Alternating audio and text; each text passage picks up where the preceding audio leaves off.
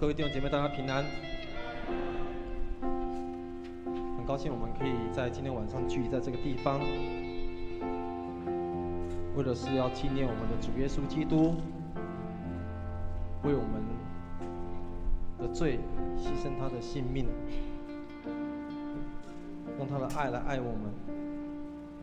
所以这个时候，先邀请各位弟兄姐妹为我们自己来祷告，特别为晚上的聚会的圣餐祷告，就能帮助我们透过晚上的聚会，让我们可以跟神建立更深的一个关系。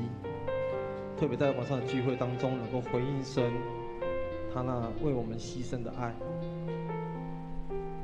我们为我们自己的心来祷告，保守我们的心。亲爱的主上帝，我们真的是感谢你，你是如此的疼爱着我们。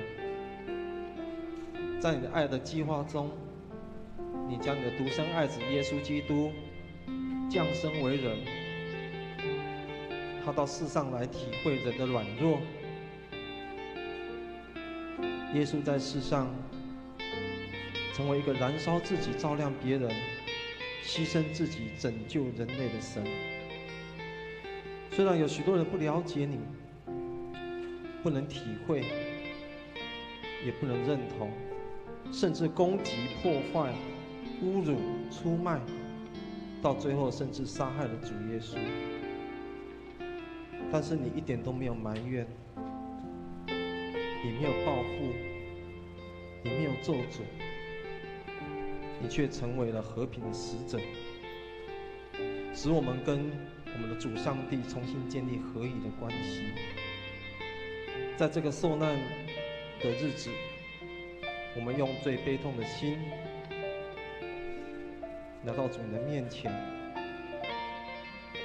我们用恳切的心求神来赦免我们，让我们可以来再次的回到神创造我们那个当初的美好，让我们悔改我们的过错跟我们的不幸，让我们用最大的感恩来进入到主的恩典当中，让我们可以跟主同死同埋葬，也可以跟主同复活，让我们有一个崭新的生命，充满希望充满盼望的生命。主啊，今晚我们要透过思想与祷告来纪念你为我们受难的日子。我们相信今晚的祷告会、祷告的礼拜，要更深的与主建立永不改变的关系，借此来翻转我们的生命，来翻转我们的家，翻转我们的社会，翻转我们的教会，翻转整个城市，翻转这个国家。我们这样恳切的祷告，都是奉着永远爱着我们的主耶稣基督的圣名来求，阿们。我们来唱这首诗歌，你永远如此深爱着我。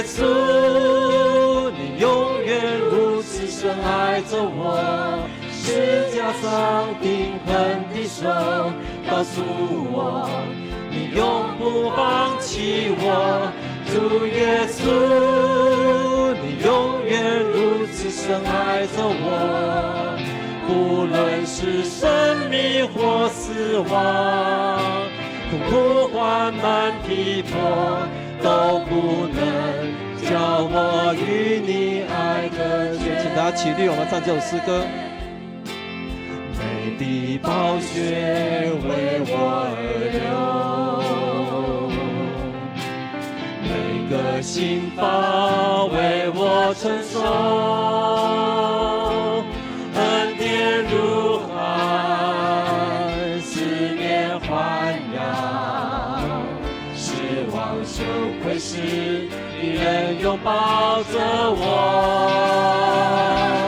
主耶稣，你永远如此深爱着我，是加上平衡的手，告诉我你永不放弃我。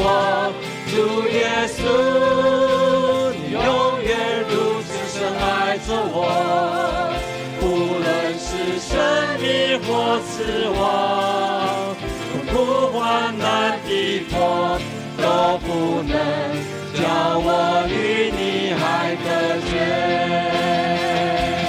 主耶稣，你永远如此深爱着我，是加上平衡的手，告诉我你永不放弃我。主耶稣，你永远如此深爱着我，不论是生命或死亡，痛苦患难逼迫都不能叫我与你爱隔绝。何等长阔，何等高深，天地的诺纳，你爱有浩大，无法测度，永远无尽头。我要张开双手来领受。主耶稣，你永远如此深爱着我，是加上平衡的手，告诉我你永不放弃我。主耶稣，你永远如此深爱着我，不论是生命或死亡，痛苦患难逼迫都不能叫我与你还隔绝。哦，主耶稣，主耶稣，你永远如此深爱着我，是加上平衡的手，告诉我你永不放弃我。主耶稣，你永远如此深爱着我，不论是生命或死亡，痛苦患难逼迫都不能叫我与你还隔绝。无论是生命或死亡，无论是生命或死亡，痛苦患难逼迫都不能叫我与你还隔绝。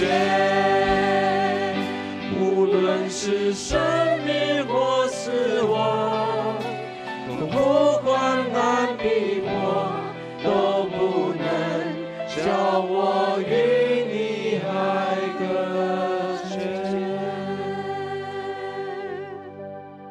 耶稣的爱是如何的深，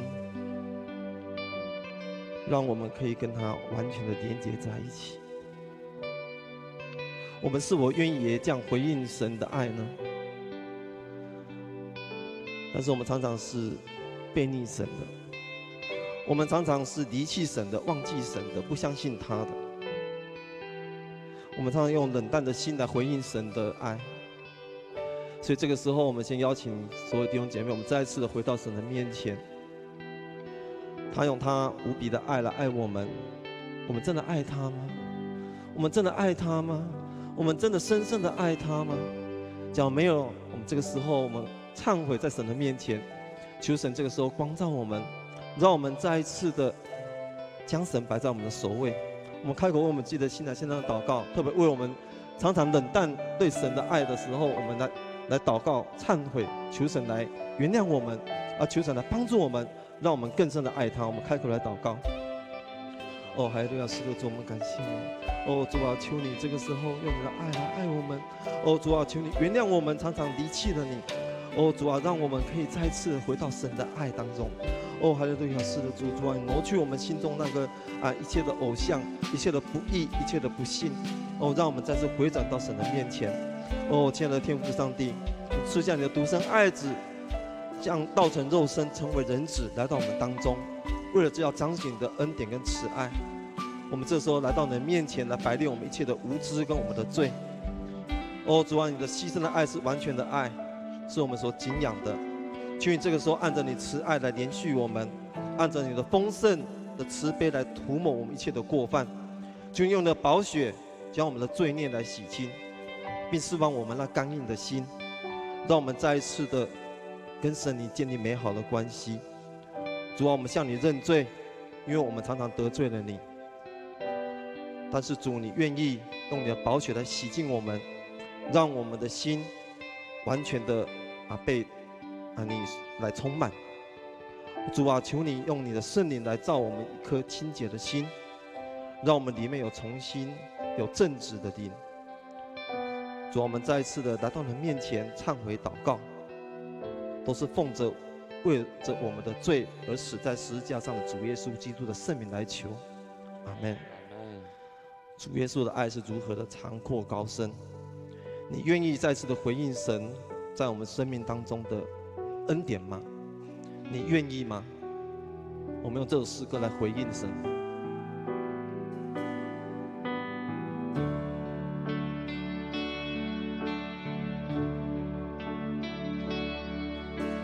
十字架上的光芒，温柔又慈祥，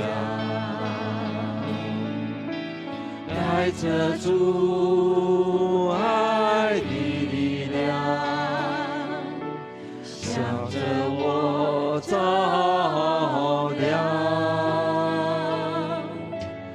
我的心不再隐藏，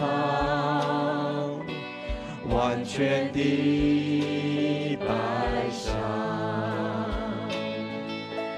愿主爱来浇灌我，在爱中的自由释放。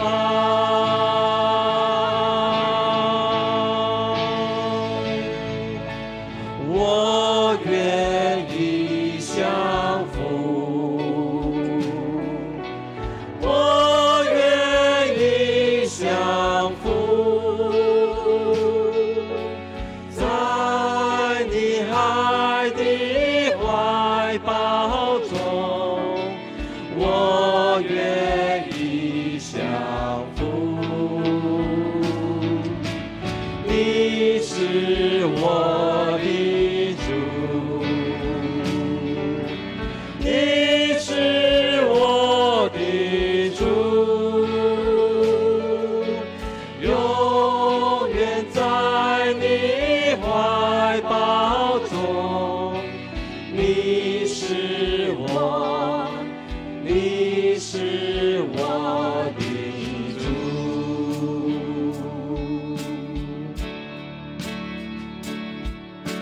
十字架上的光芒，温柔又慈祥，带着主爱的力量，向着我照亮。我的心不再隐藏，完全的摆上。愿主爱来浇灌我，在爱中的自由释放。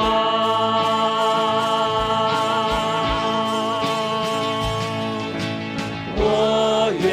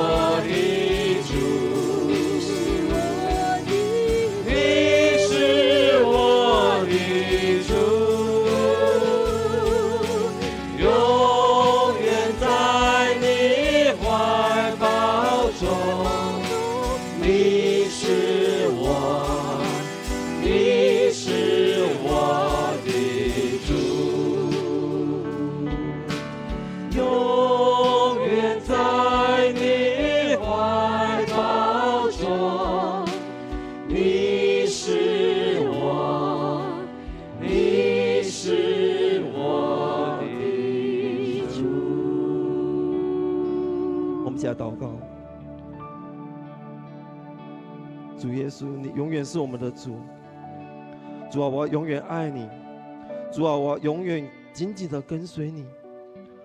主啊，在今天晚上，我们要一起经历耶稣走过的十字架道路，经历你受尽苦楚、鞭打、侮辱。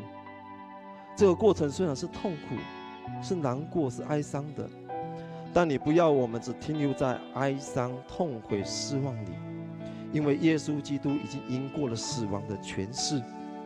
基督的死要带来医治和平安，并带来复活与盼望。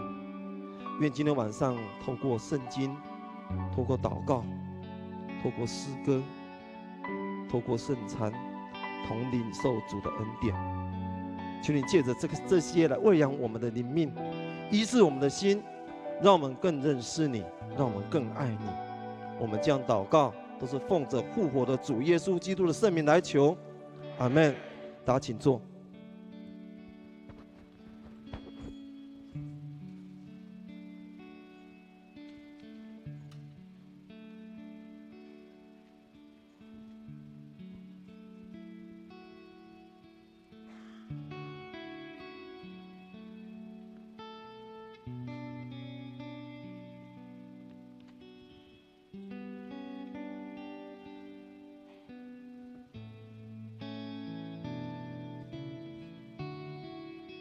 今仔日是耶稣的受难日，咱搁一摆自集，少年耶稣伫世间的时，互咱世间人重要的教导甲影响。受难者伫耶稣身上所发生的事，通为咱指引一条路，互咱知影安怎来面对咱现今所发生伫咱身上一切挫败，也互咱了解拯救对今仔日的咱有啥物意义，伊安怎改变咱的生命。耶稣伊轻看家己出奴仆的形象，互家己成做人的样式，伊谦卑家己，遵坦天父的旨意，受尽侮辱，死伫十字架顶，成就了奇妙的救赎。加入山顶十字架的疼，深刻表明上帝为着拯救人类，透过耶稣采取了非常的作为，也显示主耶稣无顾一切，为着拯救世间人，背起伊家己的生命的疼。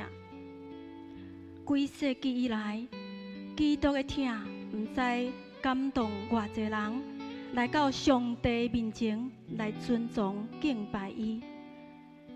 当咱搁一摆思想耶稣基督受难、牺牲、搁过活的事实时，咱搁较坚定，若无基督为咱死伫十字架顶，并且伫第三日过活的信仰，咱的敬拜就袂会感动家己，甲济的圣徒。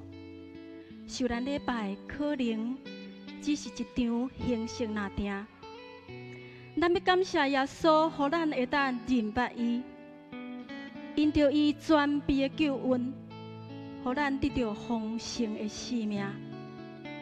愿耶稣为咱人类牺牲的疼，充满咱，更新咱的生命，较深感动咱的心甲灵。突破自我的限制，跨过困难的道路，坚定跟对主，忠心服侍伊，放胆宣扬伊的圣名，活出基督的芳气。愿上帝赐福恁，伫耶稣受难礼拜中得到新的启发，愿恁平安。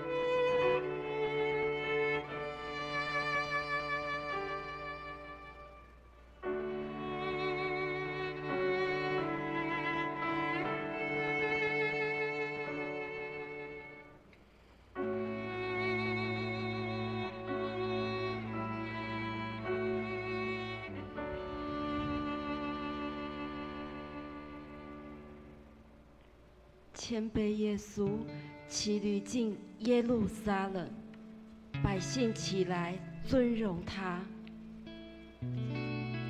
耶稣和门徒将近耶路撒冷，到了伯法其和伯大尼，在橄榄山那里，耶稣就来打发2个门徒，对他们说：“你们往对面村子里去，一进去的时候，必看见一匹驴驹拴在那里，是从来没有人骑过的，可以解开，牵来。若有人对你们说，为什么做这事？你们就说，主要用它，那人必立时让你们牵来。”他们去了，便看见一匹驴驹拴在门外街道上，就把它解开。在那里站着的人有几个说：“你们解驴驹做什么？”门徒照着耶稣所说的回答，那些人就任凭他们牵去了。他们把驴驹牵到耶稣那里，把自己的衣服搭在上面，耶稣就骑上。有许多人把衣服铺在路上，也有人把田间的树枝砍下来铺在路上。前行后随的人都喊着说：“何塞那！奉主名来的是应当称颂的，那将要来的我主大卫之国是应当称颂的。高高在上，何塞那！何塞那！何塞那！何塞那！”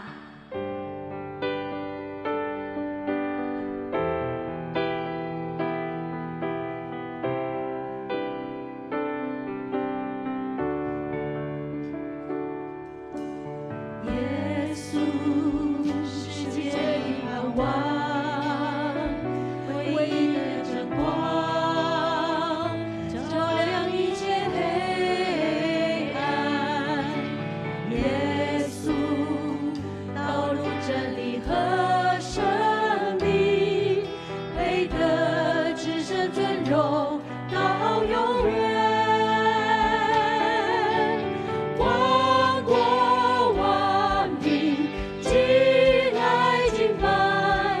圣洁的光中，高举耶稣基督的名，天上地下起来敬拜，愿荣耀都归你，愿荣耀都归你，愿荣耀都归你，世界之光。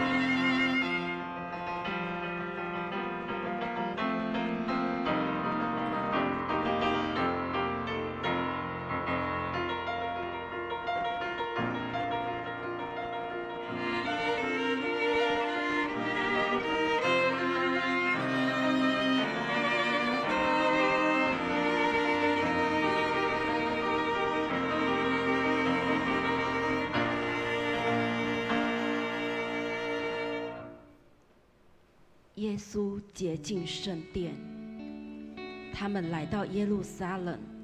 耶稣进入圣殿，赶出店里做买卖的人，推倒兑换银钱之人的桌子，和卖鸽子之人的凳子，也不许人拿着器具从殿里经过，便教训他们说：经上不是记着说，我的殿必成为万国祷告的殿吗？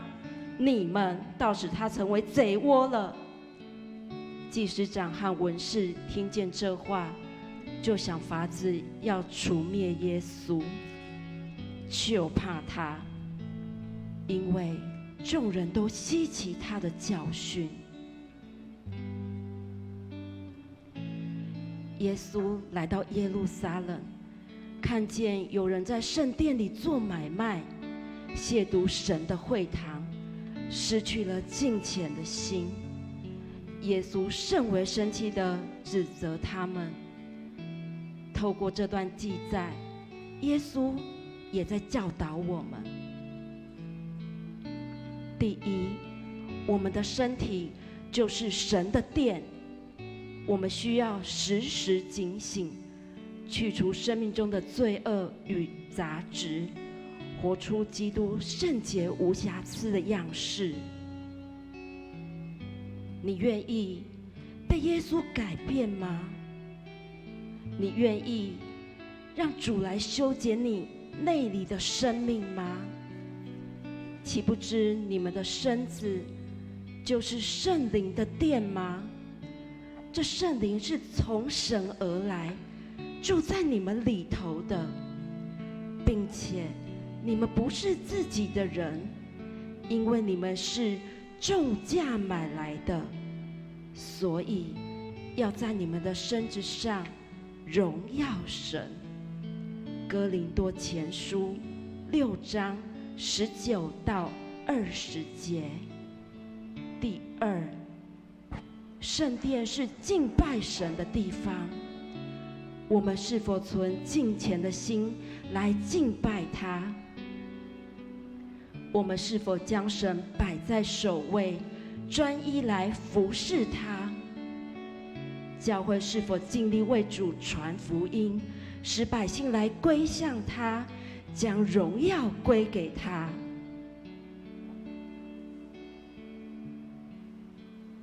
邀请大家透过刚才读的经文，我们安静自己反思，并求圣灵光照我们内心的罪，向神承认，领受罪得赦免的恩典。诗篇32篇第1到第2节，得赦免其过，遮盖其罪的，这人是有福的。诗人提醒我们认罪，来脱离仇敌撒旦的辖制，让我们进入神的同在。所以，请大家安静我们的心，来到上主面前，献上我们的感谢，也因着耶稣基督的宝血，赐下认罪的恩典，来洁净我们。让我们坦诚承认，面对自己的境况。当我们面对自己的软弱、信心冷淡退后的时候，求神光照我们内心真正的问题所在，并回转归向神。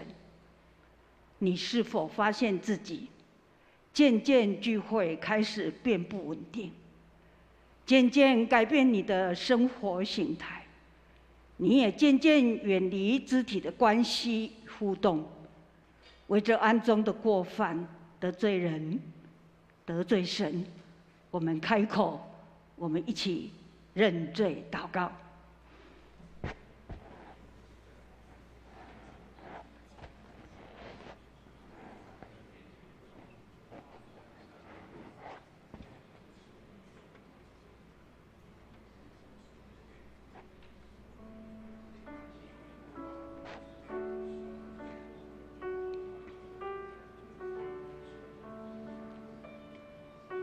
回转归向上主，在神面前虚己与认罪悔改，专注于神的恩慈与怜悯，求圣灵帮助与扶持，一，为着利己的所求，玷污我们的身体，求主洁净。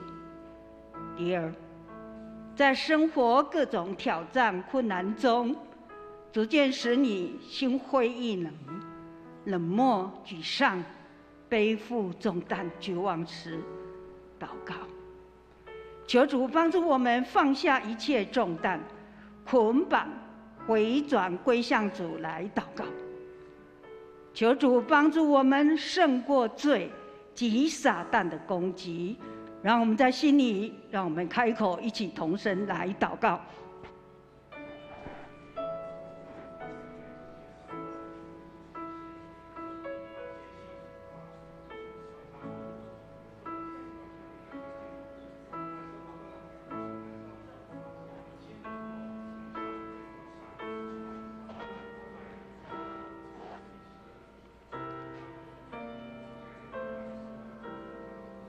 为着自己的心转向神，尊主为大，与神重新建立美好关系来祷告。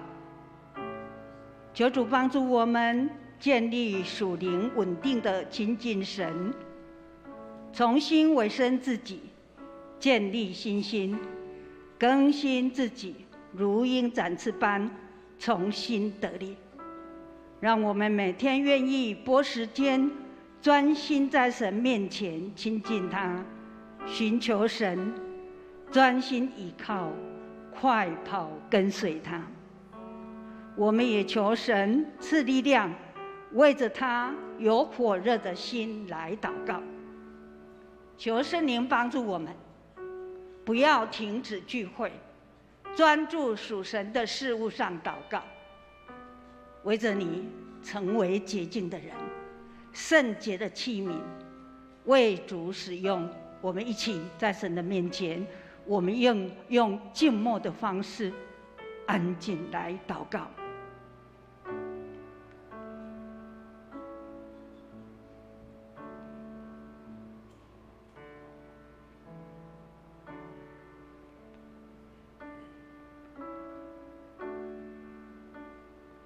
为着富强教会是圣洁的教会，合一爱人的教会，祝福别人的教会来祷告。彼得前书1章15节，那召你们的既是圣洁，你们在一切行的事上也要圣洁。求圣洁的神保守富强教会，富强人是圣洁的教会，开口祷告。我们也求富强教会是在神的爱里面，我们是爱的教会，是合一的教会，祝福众人的教会。我们一起开口来祷告。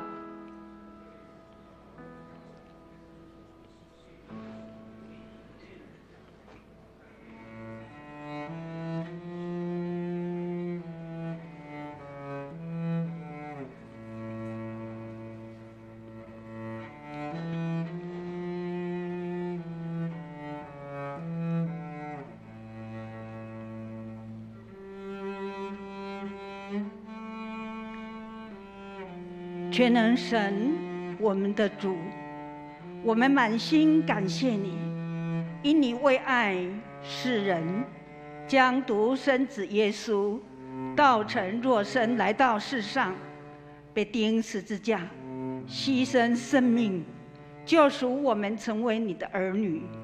我们感谢你，感谢你的慈悲赦免赦罪的恩典，因着你爱我们所流的宝血来洗净赦免我们在你面前所犯的一切罪，使我们能够得拯救。我们感谢你无穷尽的爱。全知神我们的主，我们在你面前承认我们的软弱，我们的需要，求帮助我们得你圣灵的能力，胜过我们的软弱及在世上一切的诱惑，帮助让我们能与上主我们的神更亲近，进入更深的爱里。使我们有活出你样式的生命。求圣灵也催逼，使我们的灵渴慕有传福音的心志，带领我们为你传福音，使福音广传在社区、亲朋好友当中。信实全知的圣灵，求主爱的膏油来膏抹在我们的每一位富强家人的生命中。求上主借着我们赐福我们的同事、亲朋好友，都借着丰盛的恩典，我们献上祈求、赞美、感谢主。圣洁怜悯我们的主，我们知道你是怜悯圣洁的神，你有主权决定你的旨意，但是因为你的怜悯恩典，借着耶稣基督的宝血使我们圣洁。我们感谢赞美你，我们宣告，我们靠着耶稣基督宝血，我们是圣洁的人，是蒙恩福的人。我们愿意再次摆上委身，成为你圣洁的器皿，并能在生命中得胜。我们宣告，富强教会是圣洁蒙福的教会。求我们的主帮助我们富强人更合一，爱人爱神，能成为爱的管道，祝福别人，愿意委身服侍你交托的圣工，分享你恩典传福音的人。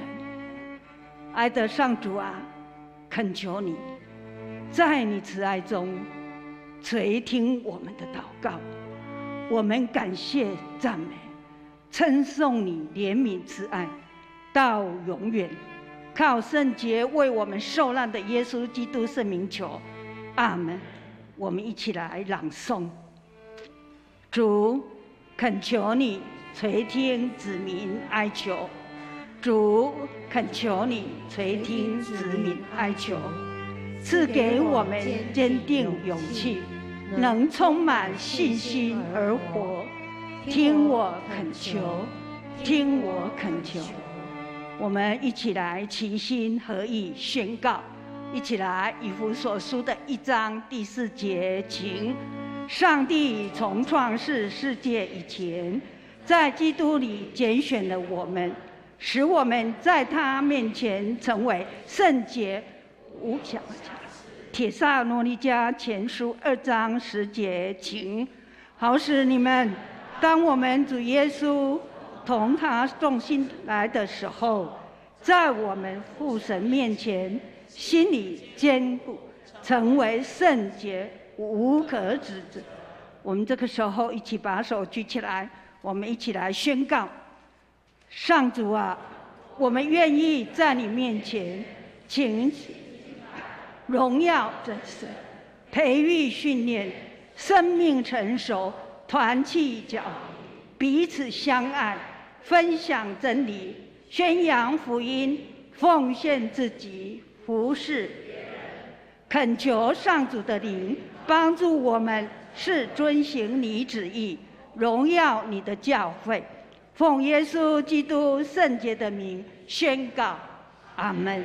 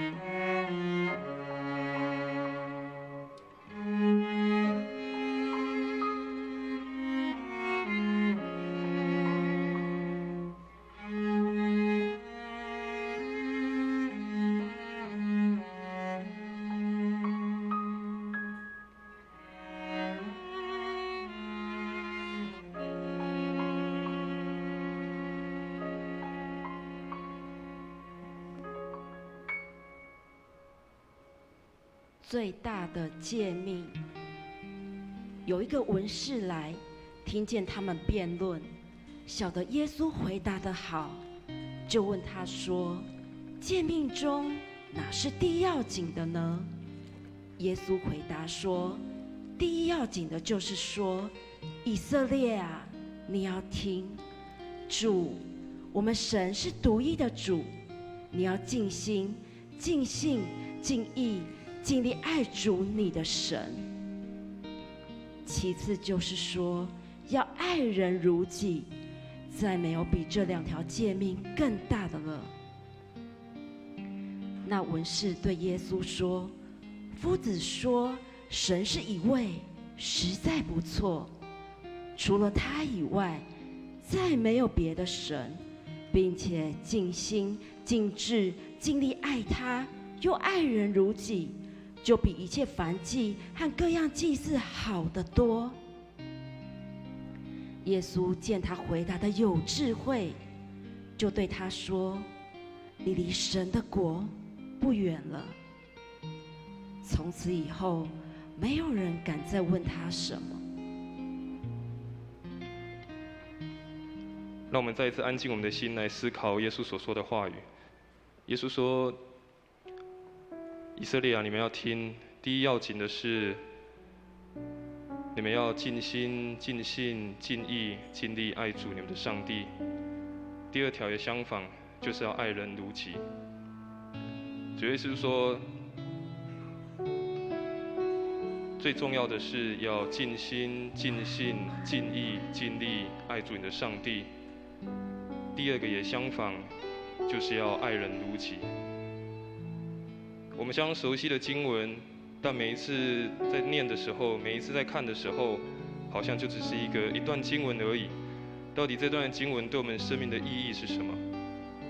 我们再次花一点时间安静下来，好好的思想这段的经文，这段的话语对我的生命的提醒，对我生命的意义到底是什么？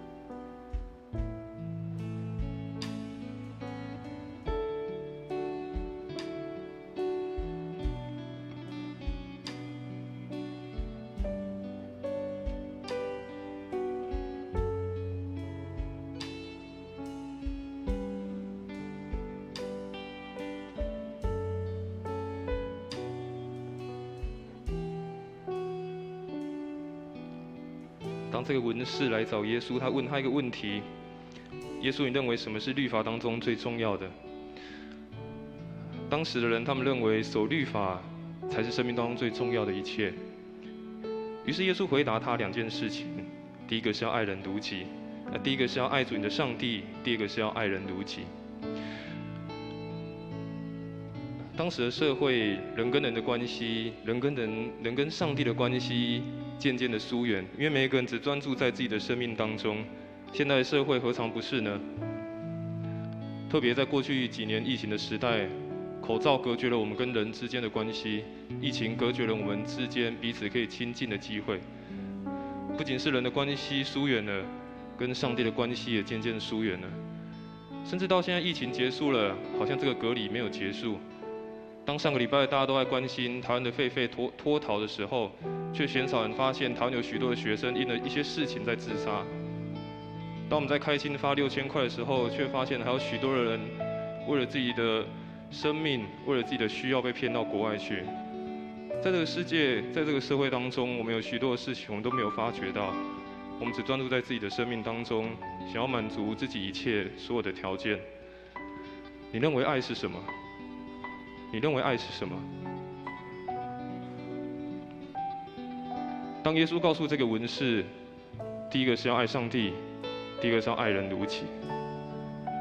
在你的生命当中，你认为爱是些什么东西？当耶稣说要尽心、尽心、尽意爱主你的上帝的时候，在说要用自己生命的全部去爱神。当耶稣说要爱人如己的时候，就是在说，当我们希望别人怎么对待我们、怎么爱我们的时候，我们要用同样的方式去爱他。但是当耶稣在最后的晚餐，他告诉他的门徒最重要的一件事情，不仅是尽心尽意爱主上帝、爱人如己，更重要是要彼此相爱。耶稣怎样爱我们，我们就怎样的相爱；耶稣怎样爱我们，我们就怎样的相爱。我们发现耶稣的爱是一个舍命的爱，耶稣的爱是一个不求回报的爱，耶稣的爱是一个牺牲的爱。曾经看过一篇的文章，这篇文章他说，耶稣基督没有自己的床铺，降世的时候客店只借他一把干草；耶稣没有自己的坟墓，他离世的时候财主借他一个石洞；耶稣基督没有自己的存款，行神迹的时候用的是饼和鱼和是小孩子献的；耶稣基督也没有动产，讲到了渔船跟彼得借的；耶稣基督没有车子，连进耶路撒冷都是积了一批驴驹；耶稣基督没有自己的房子，告别的晚餐摆在别人的楼房。一无所有的是耶稣基督，没有高帽和金冠，只有荆棘在头上；没有戒指和手套，只有钉子在手上。一无所留是基督，身外的全是借的，身内的全数尽情。借是他的记号，给是他的人生。我们的生命何尝也不是？我们所拥有一切，不都是神给我们的吗？不都是神在我们的生命当中，让我们可以去享受的吗？当我们所拥有的这一切，我们得到的这一切，我们做了什么？继续留在自己的生命当中，自己享受，还是如同耶稣一样给了出去呢？我发现耶稣来到这个世上所做的，就是不断的给予，将他所有的给予其他的人。耶稣说：“你们应当彼此相爱，如同我的样式。”耶稣的爱就是不断的在给予，不断的分享，不断的将他生命当中所有的一切来祝福别人。爱不是一个决定的，爱不是只有一个感受而已，爱是一个决定，而且是一个行动。我们爱自己很容易，我们让自己享受很容易，但是有时候爱神，有时候爱别人，确实不这么的容易。今晚是一个非常重要的时刻，也是重新做决定立志的一个时刻。当我们常高喊说：“主啊，我爱你。”主啊，我愿意将一生献给你的时候，我们是抱着什么样的一个心态、什么样的心、怎么样的一个心智呢？当我们说主啊，我们知道你说要爱人如己的时候，我们真的有如此行吗？还是只是感觉到而已？这是我们身为每一个基督徒一个很重要的责任，也是我们生命当中非常重要的一个使命。英文的责任叫做 responsibility， 把它拆开来看，回应加上能力，这是我们生命的宣告。我们一起来念：用爱神爱人的能力去回应耶稣的爱，这是我们生命的宣告，也是耶稣教导我们最重要的一件事情。用爱神用爱人的能力去回应耶稣在我们生命当中所做的一切。我们一起来念这段的圣经，约翰一书第4章19到21节。我们一起来念：我们爱，因神先爱我们。人若说我爱神，却恨他的弟兄，就是说谎话。不爱他所看见的弟兄，就不能爱没有看见的神。爱神的，也当爱弟兄。这是我们从神所守的命令。我们爱，因神先爱我们。不仅是爱我们自己，不仅是爱别人，甚至是爱神，都是因着神先爱了我们。耶稣说，最重要的是尽心、尽性、尽意、尽力爱主你的上帝。第二个也相反，就是要爱人如己。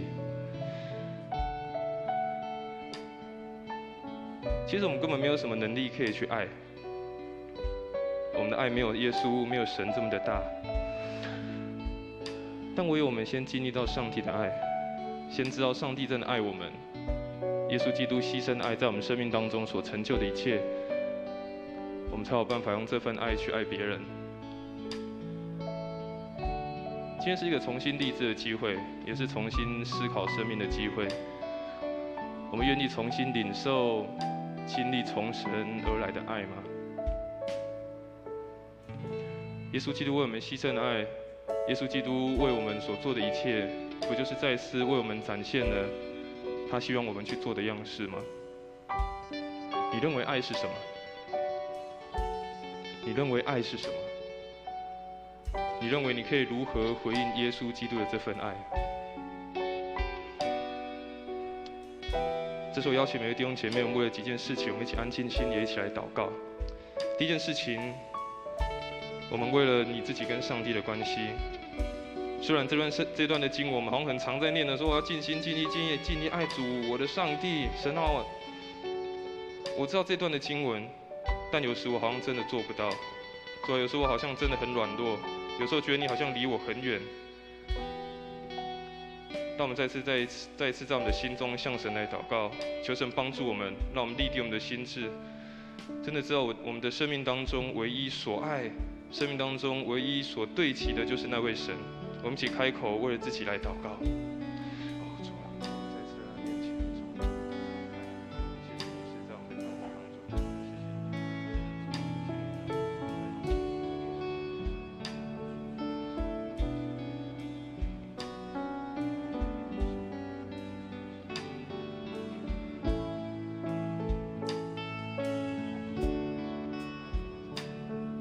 接着我们也为自己祷告。耶稣的教导不仅是要爱神，更重要是要爱人。求神帮助我们，让我们真的是发觉到我们身旁有需要的人，不论是我们的家人、我们的同事、我们的朋友，或者是在这个社会当中所需要帮助的每一个人。求神帮助我们开我们的眼睛，让我们真的愿意在他们的身上来付出，让他们来看见耶稣基督的爱。我们一起来祷告。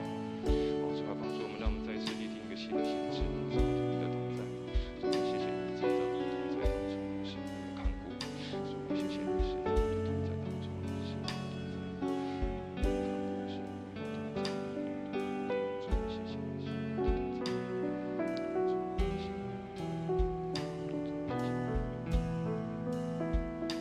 一起来做一个祷告。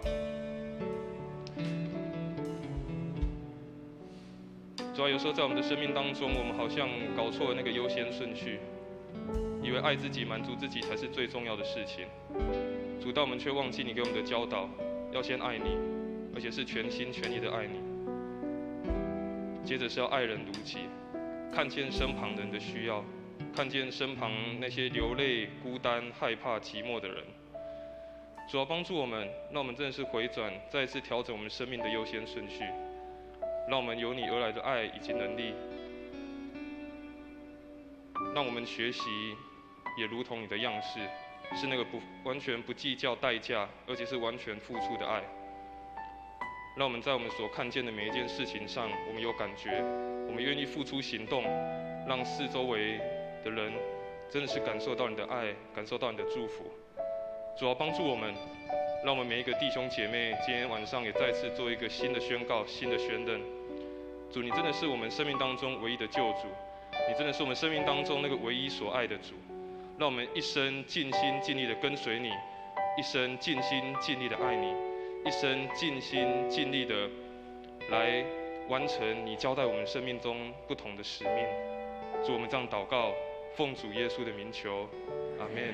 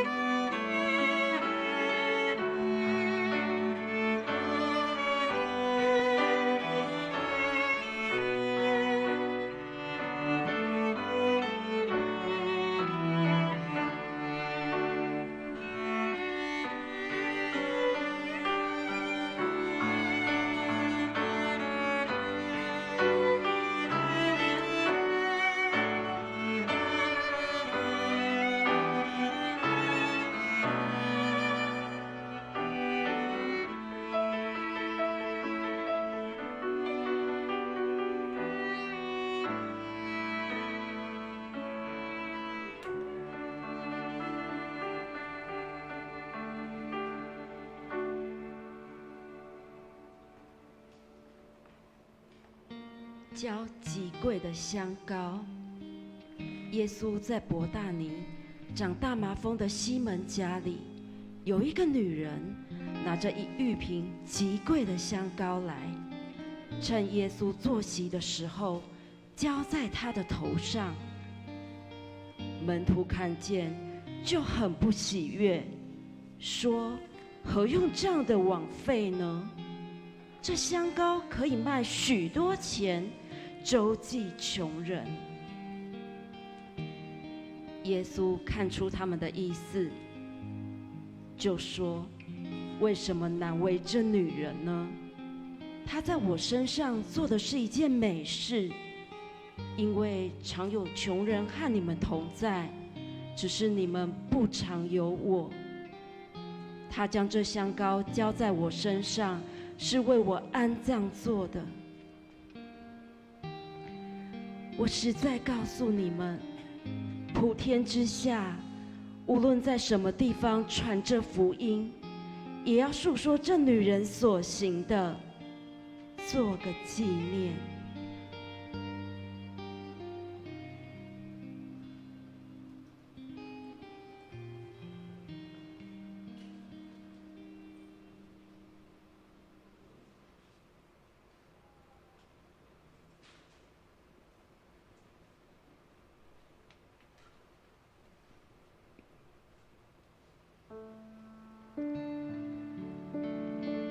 弟兄姊妹，在这一段的经文跟戏剧的呈现当中，玛利亚以最珍贵的香膏倒在耶稣的身上，她毫无保留地奉献了一切。亲爱的弟兄姊妹，你愿意学习玛利亚，将那全部最珍贵的献给耶稣吗？你愿意学习全心全意来服侍神吗？在你的服侍当中，你愿意为主献上什么？是你的才能，是你的恩赐，或是你的金钱呢？你愿意被主使用吗？求主兴起我们每一个富强人，感动我们的心，让我们愿意热心来侍奉主，为主所用。我们这一段，我们手上、我们的椅子上，每一个人有一张我愿意的卡片。如果你没有拿到的，请你举个手。如果没有拿到的，请举个手。或是没有笔的，也可以举个手。请同工可以发给你。这一段，这是一个立约。在耶稣受难的时候，我们跟耶稣同行他的苦路，也反思耶稣的教导，让我们知道我们要如何的为他奉献。因而在你的手上这一张，我们回到这个 PPT 上面，我们一起来念这一章。我们念这个 PPT。主啊，我愿意一生侍奉你，学习玛利亚毫无保留，倾倒香膏在你面前，讨你喜悦。我愿意尽我所能，奉献我的才能和恩赐，为你所用。愿你赐福我，扩张我服事的境界，使你的国度与教会得荣耀。谢谢主爱我，拣选我，我愿意一生被你差遣，成为你合用的器皿。我这样与你立约，奉主耶稣基督的名祷告，阿们。我们愿意的话，就在这当中立约人签下你的名字。你说主啊，我愿意被你使用，主啊，求你用我的才能，我愿意一生奉献主。我们成为个基督徒，被主来使用，是非常恩典的事。当你签完以后，安静默祷。等一下我们会请同工进来收奉献，而不是拿奉献袋进来收你手上这一张我愿意卡片。这张卡片我们最后会贴在教会1楼的大厅，我们要全部献给神。我们愿意，我们富强人愿意被主使用。在你手上拿这张卡片的同时，我们也要谢谢苏美纪老师，他一个人做了230张的卡片，这是一个我愿意的典范。好，我们在这个诗歌当中，我们一起来吟唱，然后也请我们的童工一起来收我愿意卡片。赎回我虚度年日，可以一起唱。不是我可以为你做什么，乃是你随意用我。就在自我智慧启示的你，照明我心中的眼，就是我更能明白你恩宠，乃是有何能指望。主啊，主啊，我愿担当为你活，并要全心来侍奉你。主啊，我谦卑屈膝以前，并要等候你所差遣。就在给我时间为你做工，赎回我虚度年日。请我们起立，我们一起起立，将我愿意献给我们的主。乃是你随意用我，就在自我智慧启示的你，照明我心中的眼，就是我更能明白你恩赏，乃是有何能指望。我们一起来祷告。爱我们的父神，谢谢你赐下你的独生爱子耶稣，成为赎罪祭，为我们众人的罪钉死在十字架上。牺牲的爱说起来容易，不过就是4个字，4个音节。可是每每想到耶稣被鞭打，皮开肉绽，鲜血直流，身体所能承受的是何等强度的痛苦，而这痛苦是为你为我而受的，我们值得吗？值得耶稣为我们死吗？虽然我们并非大奸大恶之徒，可是有谁是完全的？没有，一个也没有。但是神定义要拯救我们，耶稣为我们献上生命，使我们得以不再受罪的辖制。除了感谢，我们还能做什么？主啊，我们愿意一生侍奉你，学习玛利亚毫无保留，倾倒香膏在你面前讨你喜悦。我们愿意尽自己所能，奉献才能与恩赐为你所用。愿主赐福我们，扩张我们服事的境界，使你的国度与教会得荣耀。主啊，谢谢你爱我们，拣选我们，愿我们成为你的器皿，一生被你差用。我们在此与主立约，奉耶稣基督的名祷告，阿们。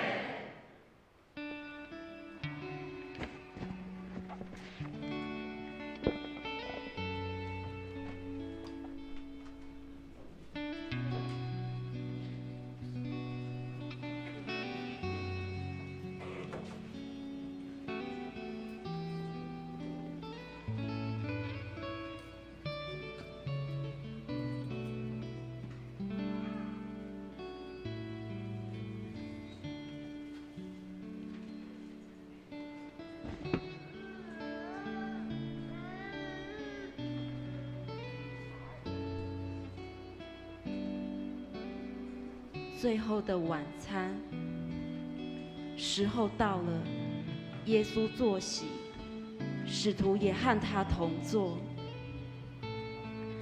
耶稣对他们说：“我很愿意在受害以前，和你们吃这逾越节的筵席。我告诉你们，我不再吃这筵席，直到成就在神的国里。耶稣接过杯来，祝谢了，说：你们拿这个，大家分着喝。我告诉你们，从今以后，我不再喝这葡萄汁，只等神的国来到。又拿起饼来，祝谢了，就擘开，递给他们，说：这是我的身体，为你们舍的，你们也应当如此行，为的是纪念我。饭后也照样拿起杯来，说：这杯是用我血所立的新约，是为你们流出来的。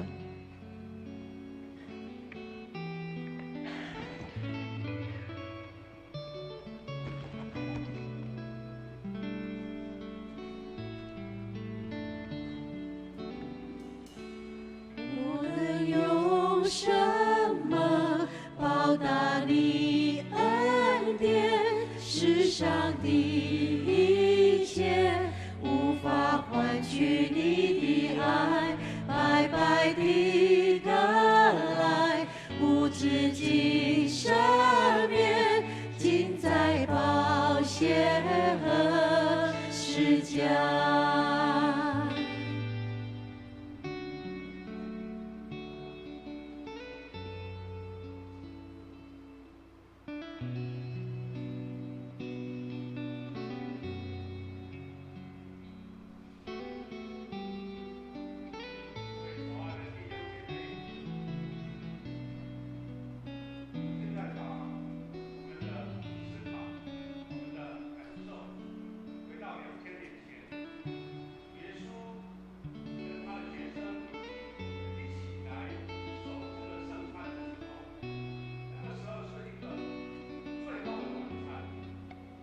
最后的晚餐，那就像是一般平常人家在享用晚餐的时刻，但是一个平凡的晚餐，却变成了主耶稣他为人类牺牲奉献的一个最美好的纪念跟象征。所以今天所有在座的弟兄姐妹，我们暂时放下你是不是已经受洗了，你是不是已经觉志了，而是要愿借由今天我们一起跟耶稣来吃晚餐，来感受神给我们的祝福。你能领受这样的祝福，是因为就刚刚我们所看见耶稣他所经历的受难周的过程，然后再跟门徒一起，如果用这个受难周的时间，就是在昨天的晚上，礼拜四的晚上，跟学生一起守圣餐。然后这个晚餐，今天无论是受洗或没受洗的，等一下都一起来领受。那为了我们比较感受原先的一个吃晚餐的一个流程哈，所以要邀请等一下呢，弟兄姐妹能够分成3排哈，然后到前面来，一个一个领。当然，如果说你的行动比较不方便走到前面来，你也可以请隔壁的我们的弟兄姐妹帮你领2个回去给你哈。不过还是要看一下我们刚刚所读的经文哈，那牧师就不一一来读了。这段是耶稣跟学生一起来吃晚餐的一个过程啊，一个过程。这个过程呢，到后面就是刚刚我们所读的这段经文，设立主圣餐。为什么？他说，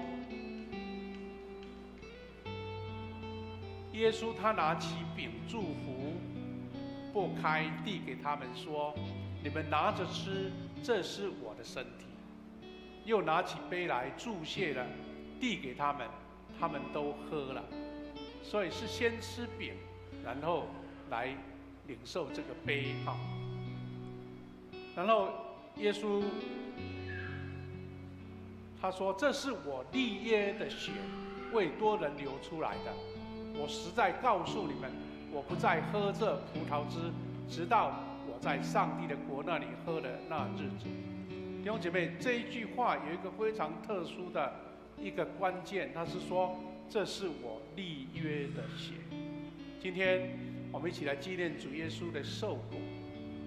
在中午的时刻，耶稣在十字架上，那一个时刻，就是我们一起领受神恩典的时刻，是他跟我们立约的时刻。下面的图片就在展示说，一般犹太人的餐桌，这个是现代的餐桌那这个是耶稣当时跟学生一起晚餐的一个场景的描绘。这个也是，然后这个也是。只有这一张图就是我们最常看见的，耶稣跟学生一起来领圣餐。不过这个圣餐已经是比较属于仪式化的仪式化的。感谢主，这个时候我们又存着跟耶稣一起同桌的心。这个时候要请也许从楼上的可以赶快下来，因为没有办法送到楼上去你们可以搭电梯或是走楼梯下来。我们分成3排，然后我们都拿到了之后，牧师邀请大家一起来领受这个晚餐。现在开始。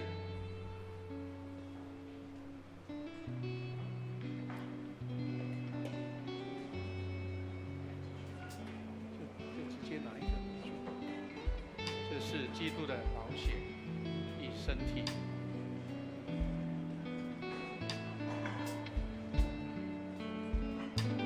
我能用什么？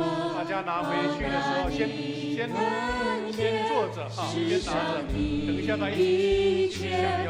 无法换取你的爱，白白的得来。3排3排。赦免，尽在宝血和十架。谢谢你洗净我的罪，谢谢你医治我伤悲，谢谢你擦干我的眼泪，夺去后悔，释放我的残累。我能用什么报答你恩典？世上的一切无法换取你的爱，白白的得来，无止境赦免，尽在宝血和十架。谢谢你洗净我的罪，谢谢你医治我伤悲，谢谢你用生命将我赎回，我是天父永远最爱宝贝。我能用什么报答你恩典？世上的一切无法换取你的爱，白白的得来，无止境赦免，尽在宝血和十架。谢谢你洗净我的罪，谢谢你医治我伤悲，谢谢你擦干我的眼泪，挪去后悔，释放我的残累。这是主耶稣的身体与宝血。什么报答你恩典？世上的一切无法换取你的爱，白白的得来，无止境赦免，尽在宝血和十架。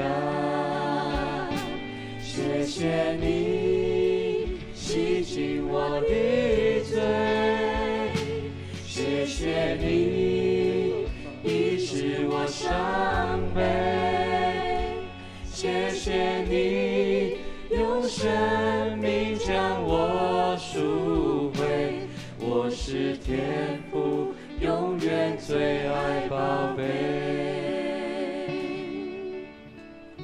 还有谁没有拿到的，可以再走过来哈。那边啊，我们的圣歌队还有我们的乐团啊，没有举手一下。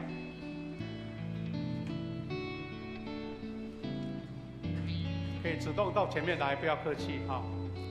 弟兄姐妹，我们回到耶稣跟学生一起最后晚餐。耶稣拿起饼来说：“这是我的身体，为你们而舍的，你们应当如此行，为的是要纪念我。”他是拨开了饼，分给了他的学生。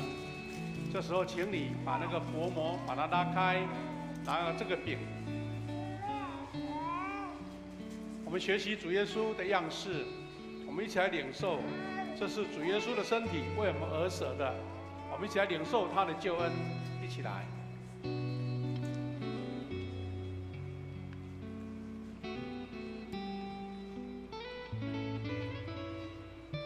用完了饼之后，主耶稣举起杯子。主耶稣说：“这杯是新约，用基督的血所设立的。你们每当喝的时候，就应当如此行，为的是要纪念我。”我们再把铝箔纸撕开，我们一起来领受这个祝福的立约的血、救恩的血，一起来领受。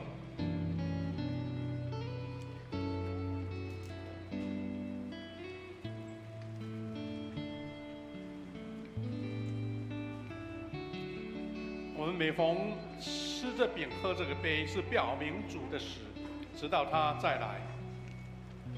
弟兄姐妹，我们跟主耶稣一起领了这个晚餐，我们要跟耶稣一起到园里祷告，然后看见耶稣为世人牺牲。这个牺牲就在见证这个晚餐所施行的饼跟杯，就是在纪念他的恩典跟祝福。克西的马尼园是一个关键的点，因为那个时候主耶稣决定要走上哥哥他的路程。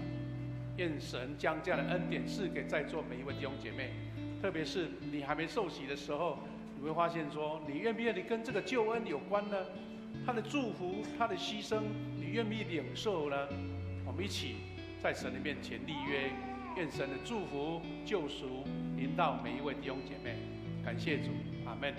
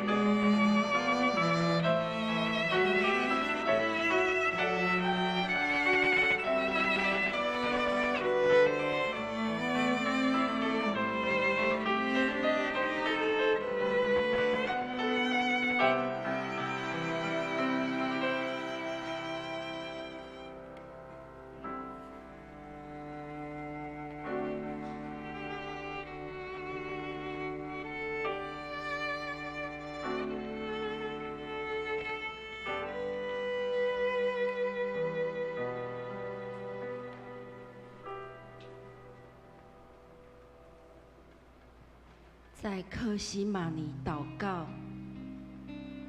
耶稣说了这话，就同门徒出去，过了吉伦西，在那里有一个园子，名叫客西马尼。耶稣对门徒说：“你们坐在这里，等我祷告。”于是带着彼得、雅各、约翰同去，就惊恐起来，极其难过，对他们说：“我心里甚是忧伤，几乎要死。你们在这里等候，警醒。”他就稍往前走，俯伏在地，祷告说：“倘若可行，便叫那时候过去。”他说：“阿爸，父啊，在你凡事都能，求你将这杯撤去。然而，不要从我的意思，只要从你的意思。”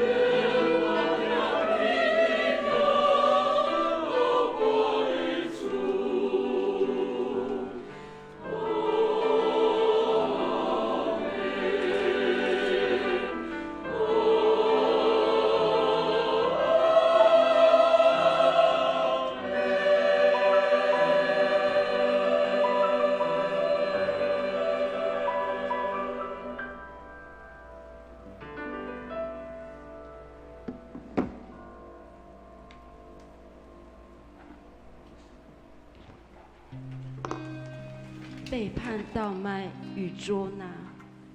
说话之间，忽然那12个门徒里的犹大来了，并有许多人带着刀棒，从祭司长和文士并长老那里与他同来。卖耶稣的人曾给他们一个暗号，说：“我与谁亲嘴，谁就是他。你们把他拿住，牢牢靠靠的带去。”犹大来了，随即到耶稣跟前说：“拉比！”便与他亲嘴。他们就下手拿住他。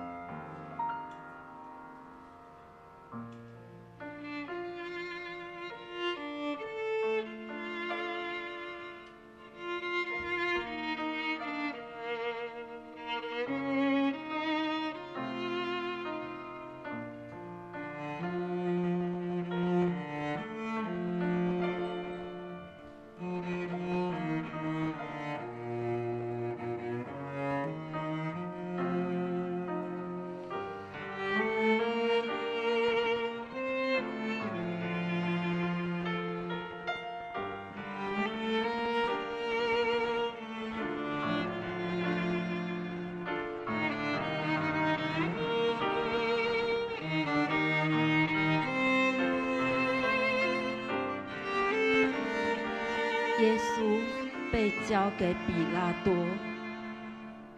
到了早晨，众祭司长和民间的长老，大家商议要治死耶稣，就把他捆绑解去，交给巡抚比拉多。祭司长和长老挑唆众人，求释放巴拉巴，赎灭耶稣。巡抚对众人说：“这2个人，你们要我释放哪一个给你们呢？”他们说：“巴拉巴。”比拉多说：“这样，那称为基督的耶稣，我怎么办他呢？”他们都说：“把他钉十字架。”巡抚说：“为什么呢？他做了什么恶事呢？”他们便极力地喊着说：“把他钉十字架！”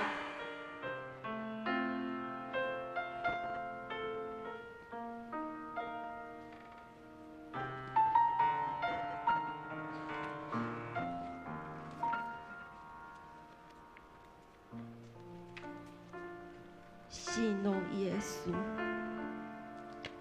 于是，比拉多释放巴拉巴给他们，把耶稣鞭打了，交给人钉十字架。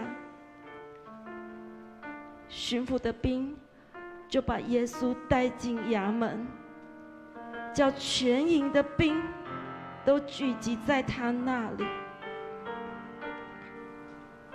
他们给他脱了衣服，穿上一件朱红色袍子，用荆棘编作冠冕，戴在他头上，拿一根苇子放在他右手里，跪在他面前戏弄他，说：“恭喜犹太人的王啊！”又涂唾沫在他脸上，拿苇子打他的头。戏弄完了，就给他脱了袍子，仍穿上他自己的衣服，带他出去，要钉十字架。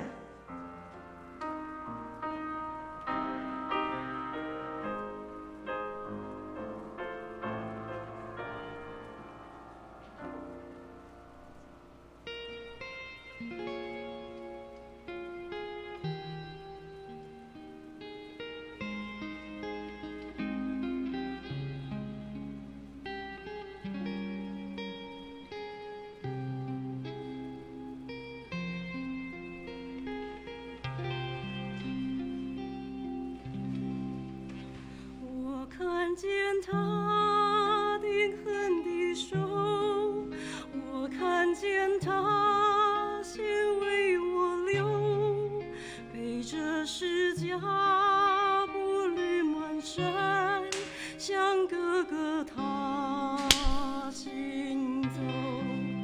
为了赎我，他无缘由；为了救我，他来蒙羞。讥笑辱骂，赤身楼梯，他默默承受。他是我的主，为我钉在十架上，我的罪孽过犯，他全为我担当。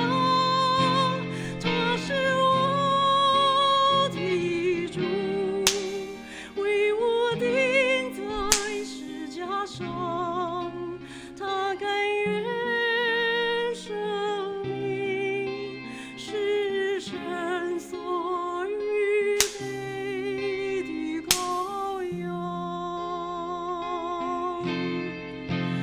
你是我的主，为我钉在十架上，我的罪孽过犯，你全为我担当。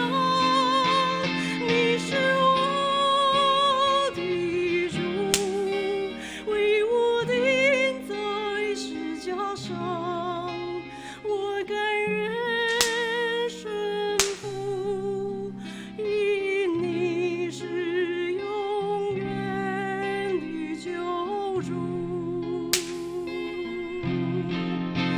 你是我的主，为我钉在十架上，我的罪孽过犯，你全为我担当。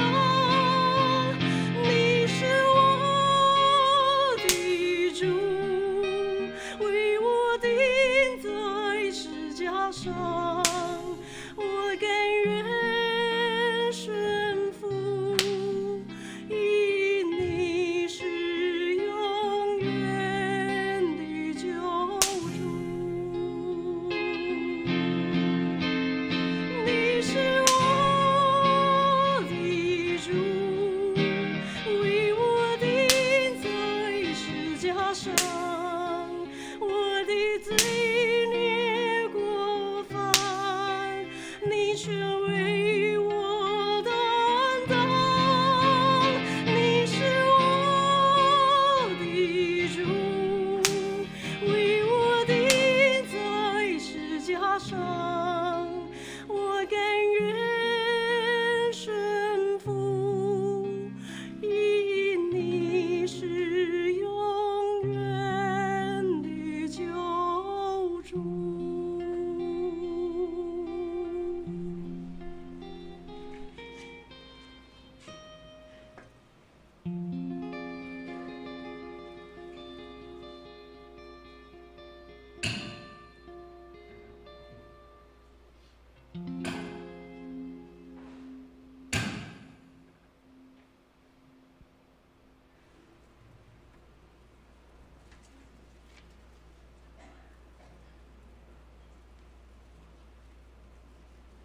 耶稣受难，从五正到深处，遍地都黑暗了。深处的时候，耶稣大声喊着说：“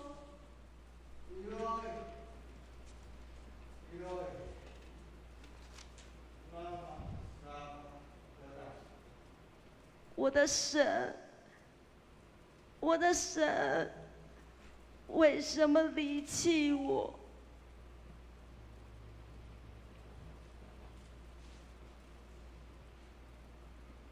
耶稣大声喊叫，气就断了。店里的幔子从上到下裂为两半，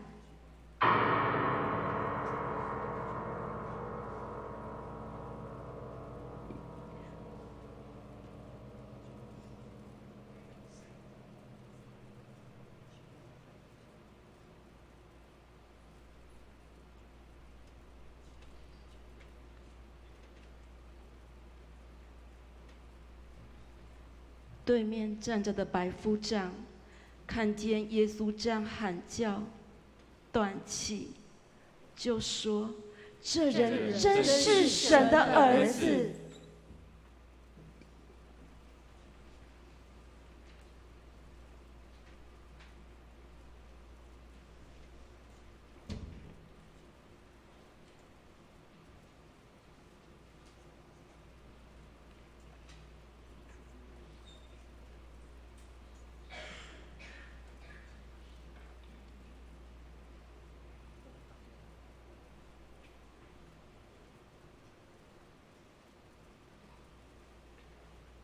各位弟兄姐妹，十架耶稣对每一个现代人是什么意义呢？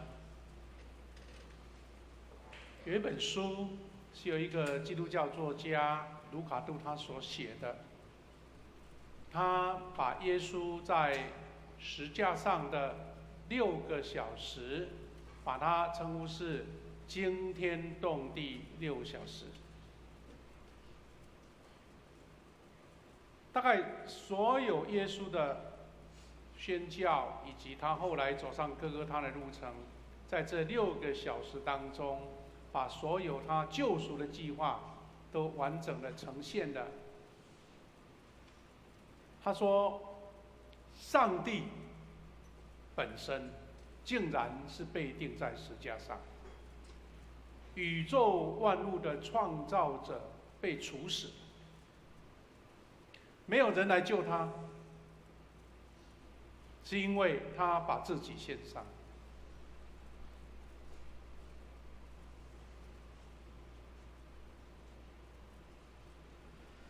他肉体受鞭打、钉伤，苦不堪言。在香港中文大学医学院的一位教授于俊豪教授，他在告诉我们说，被钉十字架的肉体的苦是什么样的苦？他说，耶稣被鞭打的鞭子末端，可能是钉子，或是石头或骨头，所以那个鞭尾的硬物会抓住皮肤，扯出伤痕，身体任何一部分基本上都是血肉模糊，皮肤全都烂掉，大量失血。然后因为流血很多，供血减低了，身体自然反应保护脑和心脏，其他所有的器官功能就下降，会感觉很冻、很冷，非常累、虚弱、无力、剧烈疼痛、头痛、神志不清，甚至休克。很多伤口有失血的状况，这个时候应该是要休息，但是耶稣却开始被迫背了很重的十字架，就像刚刚我们所看的这一段戏剧的表现。这位教授说，我们在看到中国历史上也有一种刑罚非常的可怕，叫做凌迟。他说，凌迟是将人以直立状态绑在木架，然后逐少切割犯人身体的皮肉，一片一片把它割下来，最后剩下骨头。但是专家相信十字架的刑罚比凌迟的折磨更厉害。我们可以想象，耶稣承受的是严重到极点的残酷。但是我们主耶稣他肉体受定，苦不堪言。不过，如果这些痛苦却还远不及他心中撕裂的苦楚，为什么呢？因为是他自己的同胞在那边叫嚣说钉他十字架，是他自己的门徒早有了预谋，用亲嘴的记号来出卖他。还有他平常很要好的朋友，这个时候因为惧怕，或是看他跟随他的目标不一样，就各寻生路去了。尤其在这个时刻，他所最爱的阿爸父，也转身背身过去，留他独自一人。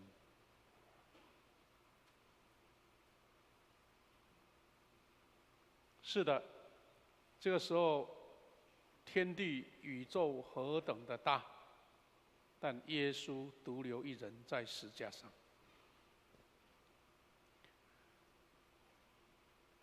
在旁边围观的群众会有这个疑问：耶稣啊，你怎么不想想救救自己呢？你不是说是神吗？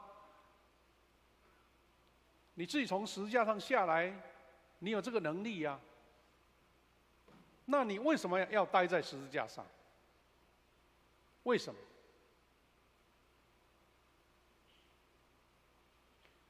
而且你为什么要留在十字架上？因为那个钉锤的声音，钉子根本无法将神限制在十字架上。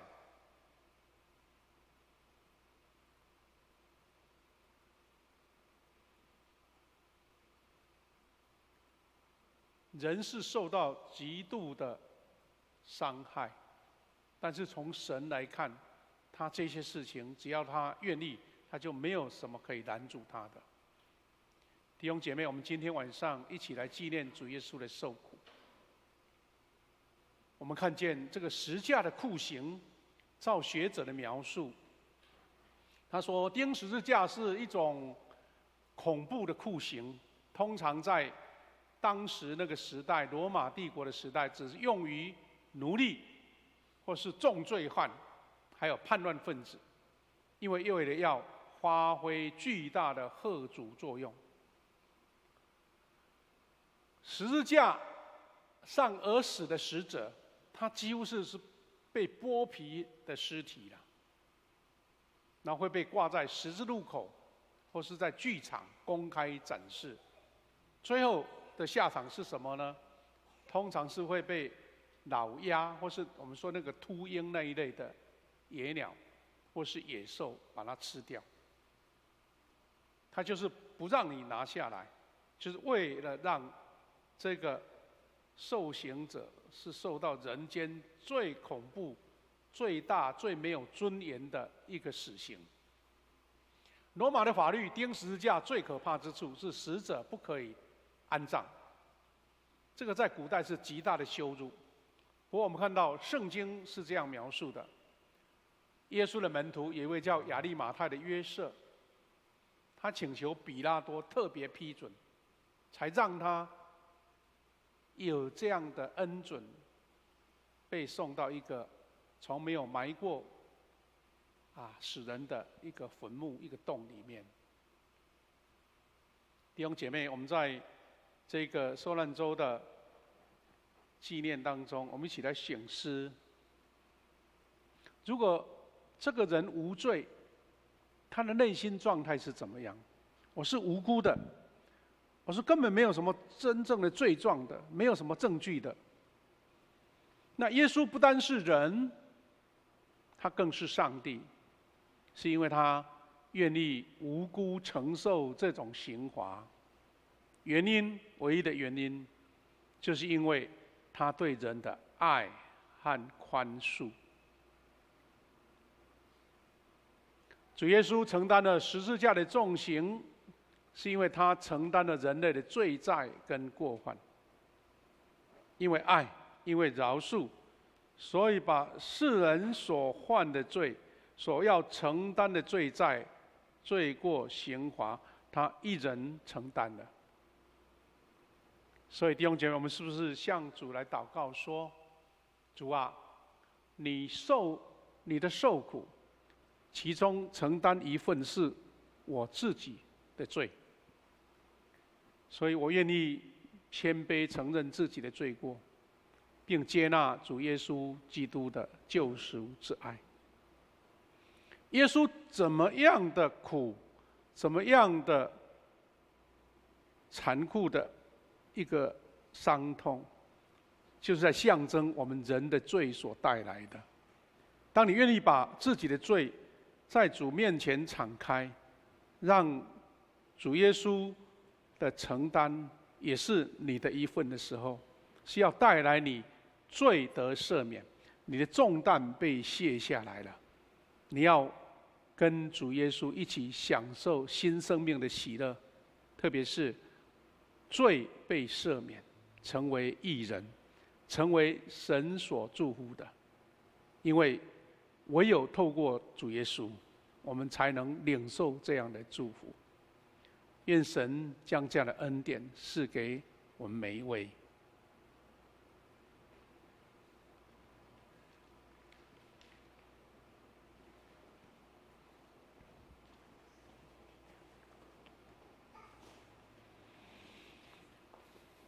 我们要邀请我们的敬拜团诗歌一起来唱这一首《使命》。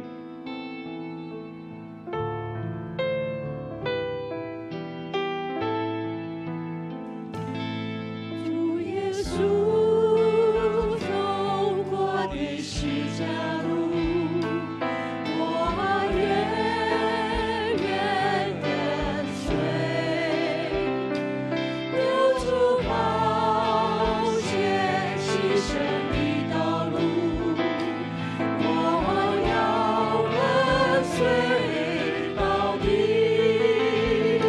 献举的山岭也无所谓，天涯海角我愿跟随，为了拯救世上的灵魂，我愿自作为生命，主我求你再见我，我要奔走十架路，牺牲我宝贵生命，求你再见我，主耶稣走过的十架路，我愿跟随，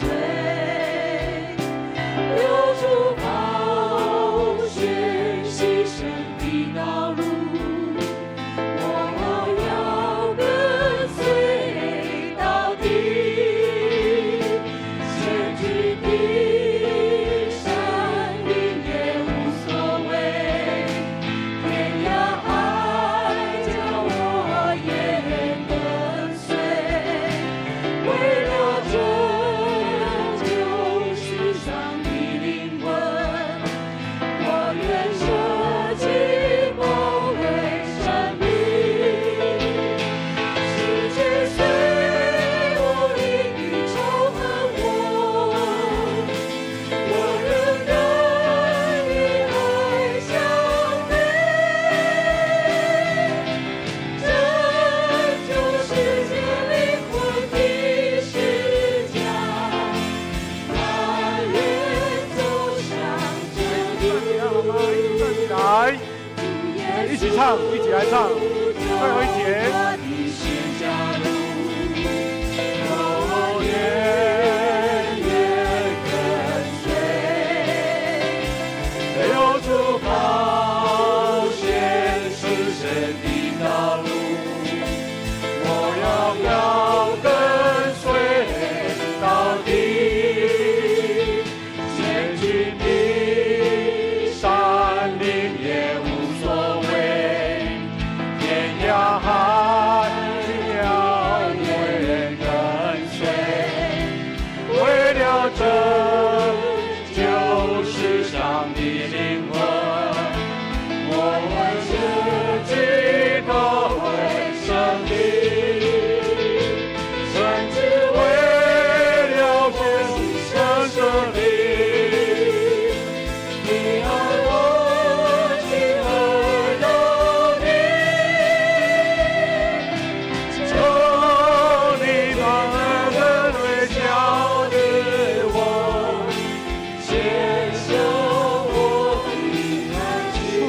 唱一次，这一段再唱一次。副歌来，纯只为了生命，你爱我，情爱到底，求你接纳和孝敬我，献上我的爱情，献上我的爱情，献上我的爱情。一起来领受差遣与祝福。亲爱的父神，在这2个小时当中，我们跟随主耶稣从进耶路撒冷，直到被钉十字架。我们领受这个过程，也愿意接受主耶稣你的牺牲，成为我们生命的救赎。因为我们要得着新生命，得着主耶稣所洁净的生命。我们要一生走在神恩典的道路。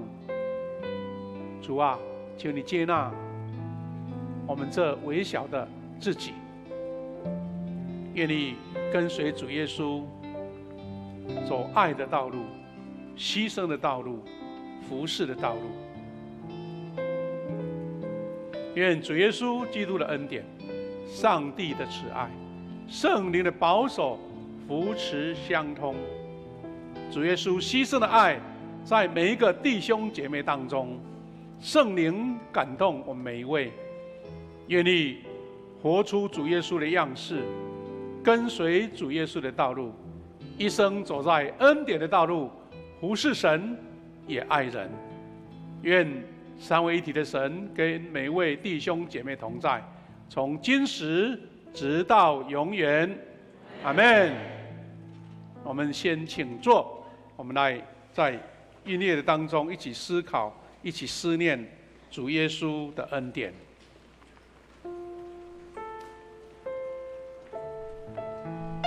我们安静领受这一首诗歌，然后大家就静默的安静的，无论是走楼梯或是搭电梯下楼。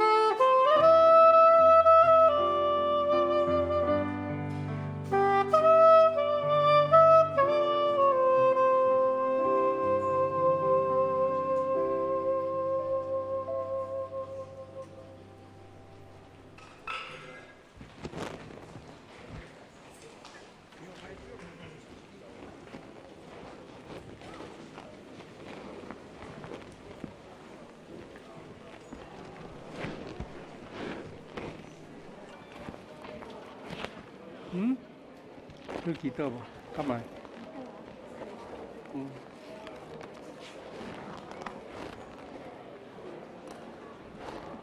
我们同工集合一下，我们做结束祷告。